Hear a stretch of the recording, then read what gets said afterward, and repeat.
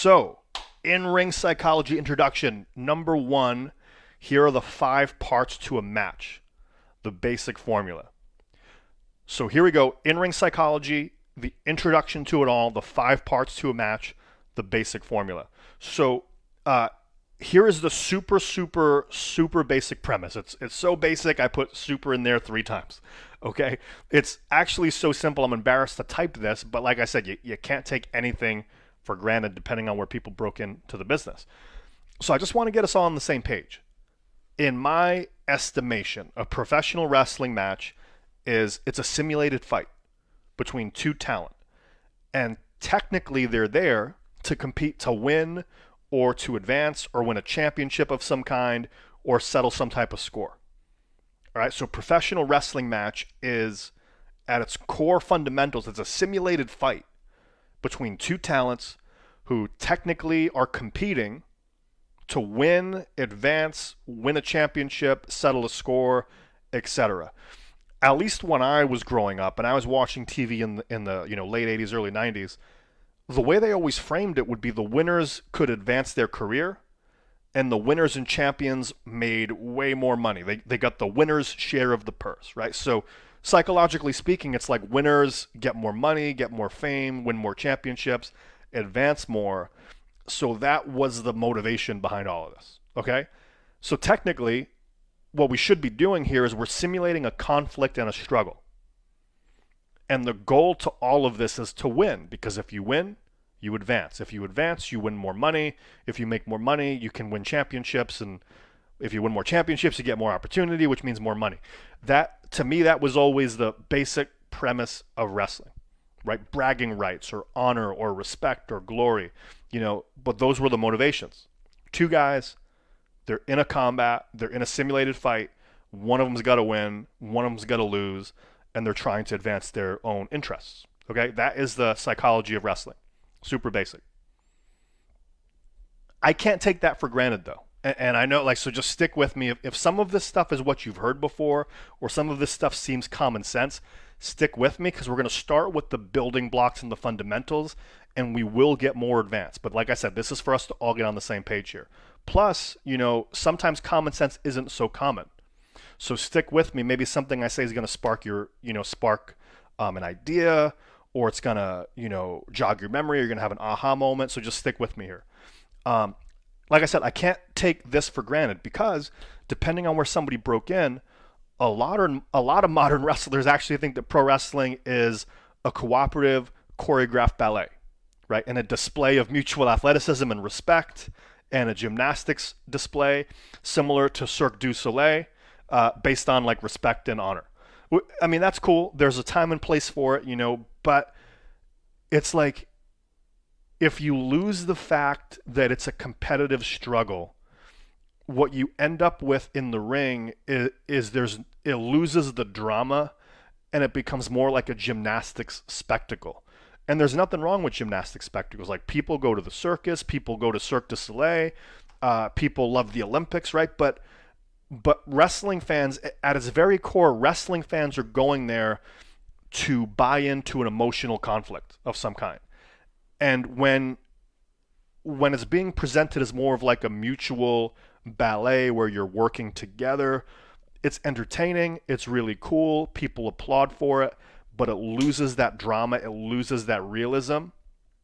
And then what you start to do is the fans start dictating the matches to the guys. Like, oh, well, but that's not a 5-star match. Like, the fans start to call the shots. You as a talent have to take them on an emotional roller coaster. You as the talent have to be the ones that dictate the pace and dictate the narrative of this thing, right? If it's a strictly choreographed gymnastics display, what you're gonna have to do, and I'm really trying not to sound old school here, but I'm saying this in your best interest. If wrestling becomes a choreographed gymnastics display, and it's not based on realism, it's not based on conflict or drama or winning and losing, what happens is the cool acrobatics, the cool athleticism, the cool gymnastics impresses them at first. But then they see it for a while, and then they get desensitized to it, and then you got to do more stuff, to impress. It's like a drug addict, right? Like the first fix is cool, but the second one's never as good as the first time. So you got to do more athleticism, more ballets, more jump off a higher ladder. And then pretty soon it becomes this crazy stunt show, and it's completely unsustainable to your health. You can't keep the fans happy anymore. It just becomes a whole thing. So for you and for your own benefit, this stuff is all good. There's a time and place for it. If you can mix the athleticism with the storytelling, you can be one of the best of all time. But really, for your own benefit, for your own longevity, and for your own ability to connect with the audience, what you're going to want to really do is keep in mind this is a simulated struggle aimed at winning versus losing.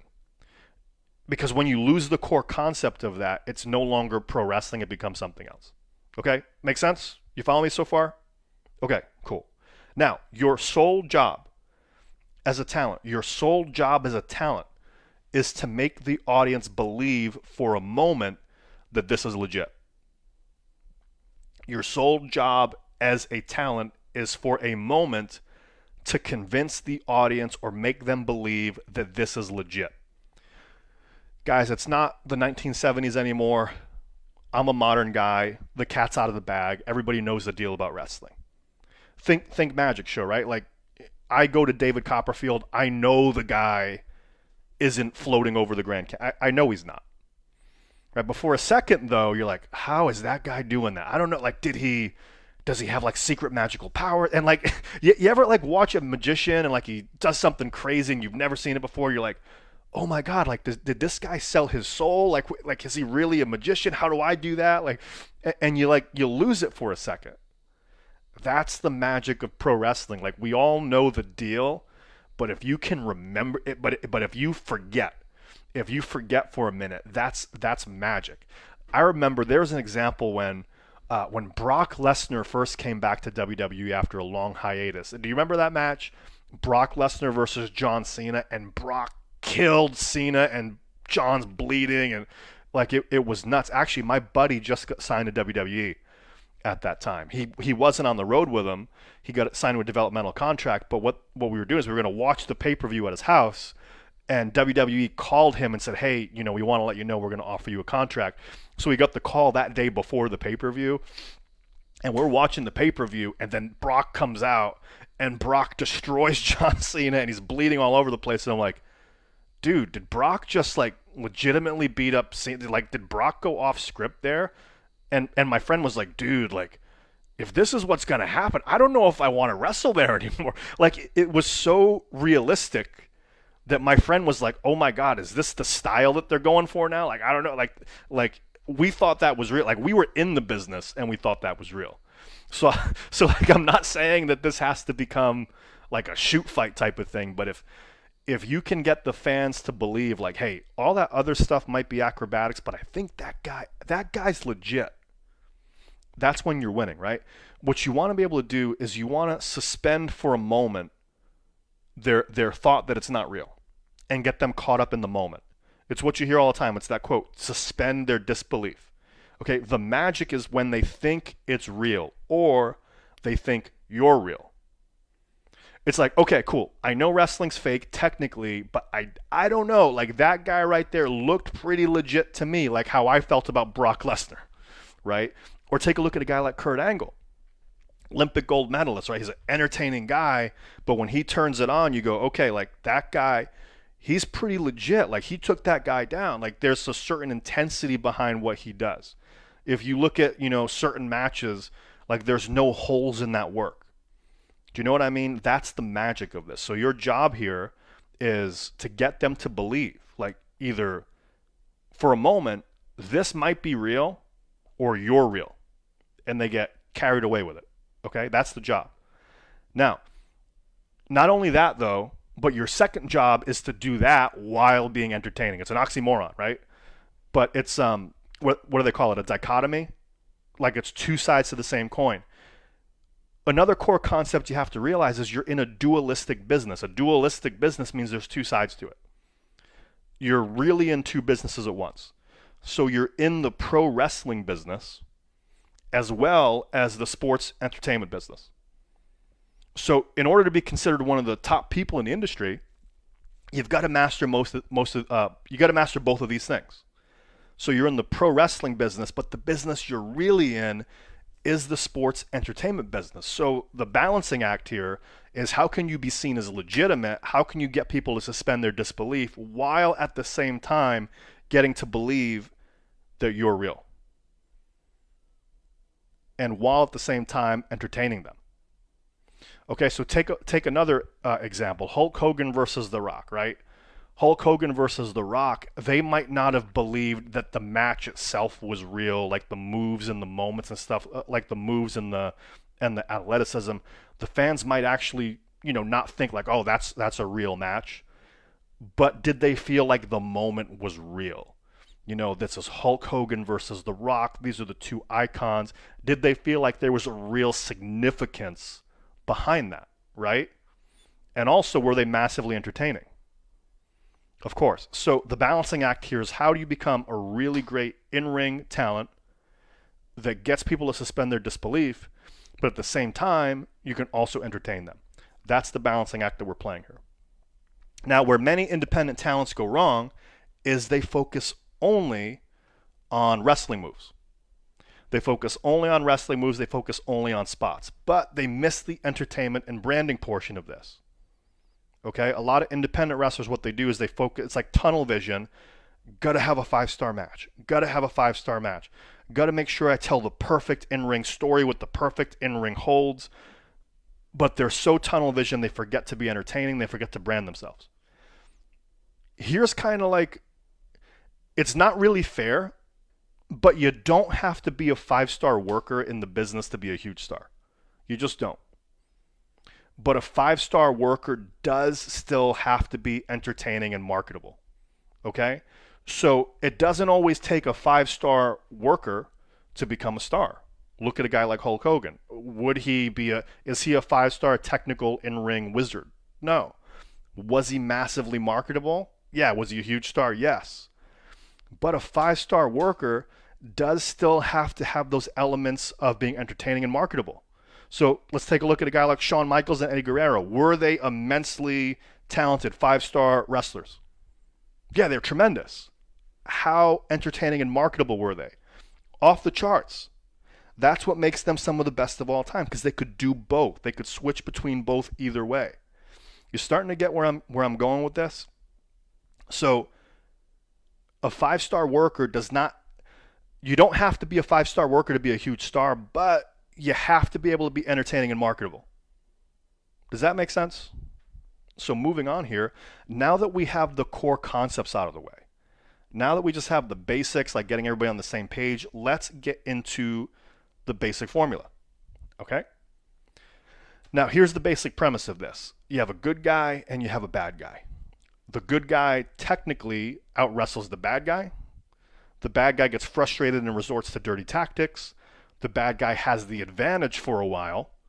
The good guy makes a huge comeback and they do their finish. There's the epic conclusion. So what do we call that? Yeah, if you haven't heard of this, I take this for granted, but I actually think this is pretty common, but I'm going to go through it anyway.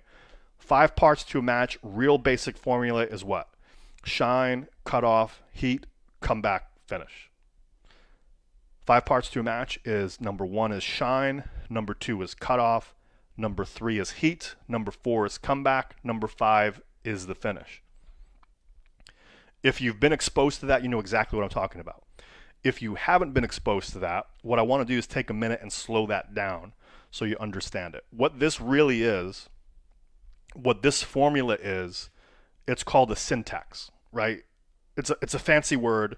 But syntax basically it's an order and sequence that makes logical sense and it tells a story that works. Okay, it's a formula. Syntax is a fancy word for formula. It's perfect when you're starting out for learning the basics and having a structure to rely on.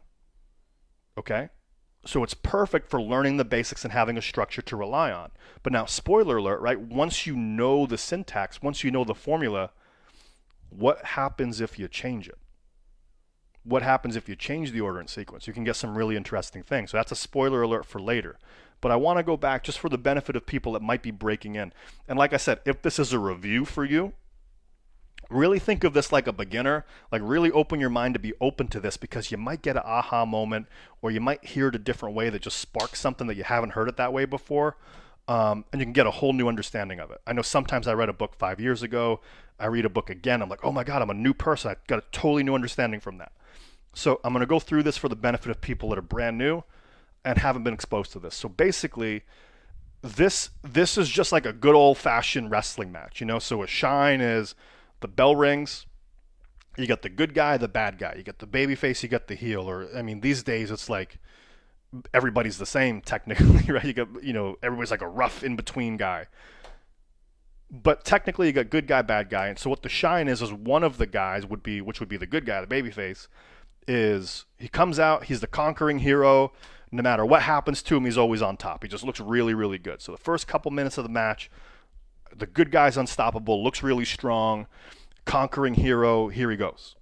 You know, everything you do, he's on top. He out wrestles the bad guy. You know, good guy's really looking strong. Fans are pretty happy. And then something happens. Rains on the good guy's parade. He gets cut off. The bad guy cheats. The bad guy moves out of the way. The bad guy does something. And what happens is the good guy's momentum comes to a screeching halt. Now there's a conflict. So when everybody was feeling great about everything, now all of a sudden, oh, bam, you just introduced the conflict. It's not going to be as easy as we thought it was going to be. So now number 3, you're in the heat. So the heat, real simple, is now the bad guy's on top. Now the bad guy's grounding and pounding. Now he's kicking you in the face. Now he's putting the good guy in his wrestling holds. Now he's really grinding the good guy down. And things are looking really, really bad for the good guy. Keeping this super simple. And then just when everything looks at its most absolute bleakest, it looks like the good guy is done, he's down for the count, he gets a second wind. And he gets his miraculous comeback, and he finds a second level. He digs down deep, and now he starts to come back. He's punching, he's kicking, he's hitting all of his moves. Everything that was done to him, he's like a new guy. He gets a totally refreshed, totally second wind, and then he comes back, and then the match is over, and then he either wins, and the crowd goes wild, or the bad guy does something, he cheats and he wins, or they do some type of reversal. But basically, from the depths of despair, the good guy comes back, conquering hero once again, and the match ends on a high note. Right? Or if you're going to a rematch, or if the bad guy's going to win, you do something, flip it around, bad guy wins. Really simple, really basic format. Okay? So let's go back to this. What is this? This is for example, a movie script. Take example, a movie script. How does the average movie work? Yeah, you have the introduction, where you're introduced to the main characters, right? Everything looks cool. Main characters look cool. You get to know who they are, what they're all about. Everything is in like a state of being normal. And then what happens? Yes, conflict strikes. And the main character's life suddenly gets disrupted. And they got to figure out what they're going to do about this disruption. And now they have something called rising action, which is all the events that create suspense, where they're trying stuff, it doesn't work. The bad guys amassing an army. There's all this stuff leading up that's creating suspense, right? Because the conflict happened. How are they going to deal with this conflict? And then finally, what they do is the conflict is here. It's the day of the big game, or it's the time the guy has to finally ask the girl out, or it's the time that they finally have to ask for forgiveness, or you know, it's the big turning point of the movie.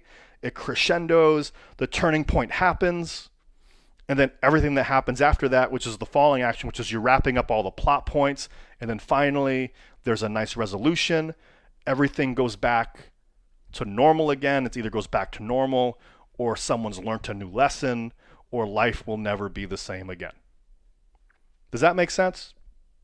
Typical movie script. If you look at movies, most of them will follow some sort of script like this. Now, all movies follow some type of script or formula. It's not always the same formula. There are some variations of this. There are completely different formulas. But if you follow the basic structure of what I just talked about, you're going to have a pretty good movie that's enjoyable and makes sense. right? Like imagine if there was a movie where, the movie starts out, here are the main characters, there is no problem, credit ends. Right? That's not a movie. Like there needs to be some type of ups and downs and dips and dives and a climax and a resolution and all that stuff. So but if you have that basic formula down, you have a pretty good movie. It's enjoyable, it makes sense. The same thing with wrestling. If you follow the formula we talked about, you're going to be able to have a pretty decent match that's structured and it makes sense to the fans, right? Like, so even if you're brand new, even if you're not doing anything technical, or you're not doing anything overly creative, as long as you can do that structure, the fans will feel like they've seen a cohesive match that made sense. It was a shine, cut off, heat, comeback, finish. Everything makes sense. Things are good, right? There's some drama there.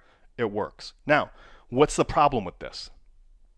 Well, problem number one is, believe it or not, a lot of wrestlers don't know that the formula exists. A lot of them don't know the formula exists. Like there are these companies, I'm not here to knock anybody, but like they're not quite backyard, but they're also not quite professional. So I affectionately call them side yard companies, right? They got a ring in a small building somewhere and they just get in the ring and they just attack each other like video games, right? Like they just start flipping and there's no structure to it. Or like they're like barely trained at all and they just kind of get in, they just start punching and kicking and like doing whatever. And there's really no structure to anything. Those are always fun to watch. But then the other challenge is I've seen people have an over-reliance on the formula to the point where they don't do anything else. Actually, I fell into this category early on in my career. If you listen to Mike Bucci from WWE, when I had that interview with him, that clip where he says when he would go do tryouts, he would notice a lot of wrestlers would do the same thing as well. What I hear a lot of times, and I heard this a lot of times too when I first broke in, like I was in the business for a good 9 to 10 years. I would say my first 3.5 to 4 years, the mantra was learn how to work, kid, learn how to work. But learn how to work compared to what though? Like who was the one telling me to learn how to work, right? Like if it was someone in WWE that had made it, well, that would mean something a whole lot different than a local trainer that was used to doing 1970s very formulaic ABCD wrestling. Does that make sense? So learn how to work where I came from basically meant follow the formula. And if you don't follow the formula, you're no good. Does that make sense? So basically, everything I did had to be, it was in a box. I had to get into the ring. I had to lock up. Then I had to do the shine. And then did we do 3 minutes of shine? Yes, we did. Cool. Now it's time for what? Here comes the cutoff. Why? Because we're supposed to do it that way. Now here's the 3 minutes of heat. Now we got to do a quick comeback. Why? Because we were told we had to do it that way. And then there's the but what would happen would be every single match on the show was the same. But that's what we were told was good. Does that make sense? I'm not saying it's good or bad. I'm just saying everything was told to be that way. Now, the high-level purpose of this formula, it has a great intention. It has a fantastic intention. The high-level purpose of this is to learn this so well that you never get lost. You learn it so well that like if your eyes are closed, if you get blown up in the match, if you forget a spot, you always know where you're at. And no matter where you're at, you can put together a compelling story, right? This is really designed for when you first start out, that you're able to structure something that works and makes sense. And I think there's a lot of value to this. In other sports, for example, like in basketball, what they do is they drill the fundamentals so much, so that way, like in the last minute of the final period when everybody's tired and everybody's blown up, like that's how you can nail that last minute 3-point shot with your eyes closed. It's not because they're doing anything fancy. They've just drilled it so much that it's in their nervous system. Now it's a fail-safe. Do you know what I mean? Does that make sense? Like you want to make sure that when the going gets tough and the tough gets going, I'm cheesing myself out there for a second, but you got to make sure that when you're in the moment and you're blown up, like you have something to fall back on and you're not going to panic. Okay? This is a fail-safe and the formula works. In wrestling, You want to understand this so well that when you're blown up or something goes wrong, or something that happens that you weren't expecting, or someone misses a spot, you don't get lost. You're just super calm, you're collected, you're cool as a cucumber, and you just pick it up and you go with it. But eventually you can evolve past it. I'm not saying that the formula ever goes away, but what I'm saying is the masters understand this so well that they don't have to think about it anymore. They just do it, right? There's the science of wrestling and there's the art form of wrestling. The science of wrestling is the formula, the formula, the formula. A, B, C, D, E, F, G. You got to do the formula. The art of wrestling is when you relax a little bit and allow what's going to happen to take shape. And that's the difference. Now, there's a quote. I think this quote's a really great quote. And if you have a paper and pen, I would write this one down. When the pressure's on, people don't rise to the occasion. Everybody always says people rise to the occasion, and they do, right? In a pressure situation. But when the pressure's on, people don't rise to the occasion. They default to their highest level of preparation. When the pressure's on, people don't rise to the occasion. They default to their highest level of preparation. So when you're first starting out in the business, you're going to want to drill this so much where like this just becomes like muscle memory. You don't have to think about putting your shoes on and tying your shoes. At first when you're driving a car, you have to think, okay, turn the car on, put the thing in shift, put it in reverse, turn, look left, look right, put my turn signal on. But now, like you've been driving a couple years. Have you ever been on the road? You're driving down the road and you're like, oh my God, who's driving the car? Because you zoned out listening to music. You want to get to the point where these matches become muscle memory to you. Where that way, instead of being in your head, you're in the moment, right? When you're in your head, you're dead. If you're in the ring and you're focused, okay, oh my God, formula, shine, cut off, heat, come back, fin, and you're like stuck thinking of that, you're in your head, you're not performing, you're not showing your charisma, you're not feeling the moment, you're not connecting to the crowd, right? So eventually you want to get out of your head and you want to be in the moment, you want to be reacting. And you want to be feeling into the match, into the moment, okay? But at first, I don't want to make this sound like this is the bad thing to do. At first, especially if you're beginning your first couple years in, this is the perfect place to start, okay? I'm just trying to tell you long term, you don't want to have an over-reliance on this. Remember we said, freshman, sophomore, junior, senior, master's degree, so on and so forth. Eventually you want to move past this, but if you're first starting out, it's a heck of a place to start. Okay?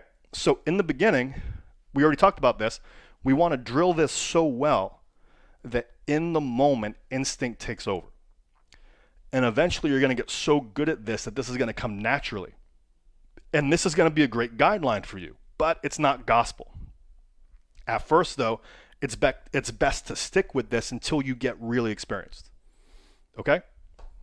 And like I said, the challenge with me and my friends and when we broke in was we were told like you have to do it this way. This is the only way. Do it like this. And we did, and it was great, but it kind of took away all of our character, our charisma. It took away our ability to be creative, and it ended up making everybody look the same. Okay? So I'm trying to show you the benefits of this, but also the pitfalls. Okay? So 5 parts of a match. Here it is in writing. We already talked about it, but this is for the benefits of people just breaking in. Shine, good guys on top.